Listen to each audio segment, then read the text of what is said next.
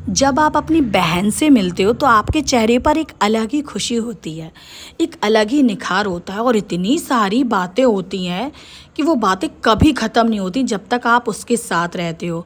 और अपनी बहन के साथ आप चाहे स्ट्रीट शॉपिंग करो या मॉल में शॉपिंग करो, वो शॉपिंग करने का एक मज़ा ही कुछ और होता है ना?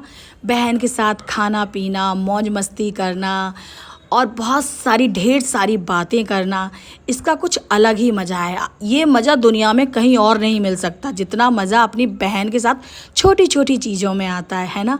हम जब बहन से मिलते नहीं हैं तो सारी चीज़ें स्टोर करके रखते हैं, जब वो मिलेगी तो उसे ये बताऊँगी, वो बताऊँगी, है ना? हम सभी लोग ऐसा करते हैं।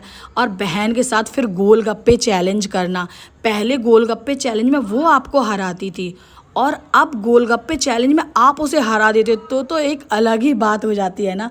फिर आप उसकी टांग खींचते हो और वो आपसे पहले छोटे में नाराज़ हो जाती थी, अब वो आपसे बिल्कुल नाराज़ नहीं होती। अब वो आपकी सारी बातें समझती है और आपको समझाती भी है।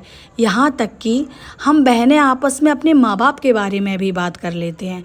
बहनें हमारी इतनी क्लोज़ हो जाती हैं, दुनिया में सबसे ज़्यादा क्लोज़ हमारी बहनें होती हैं।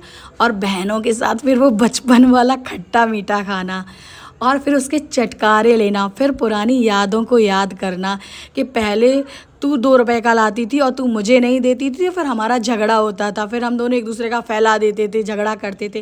वो सारी बातें याद आती हैं, है ना? मैं तो बस इतना कहूँगी कि जब भी आप अपनी बहनों से मिलो ना, अपने बचपन की सारी चीज़ें दोहराओ।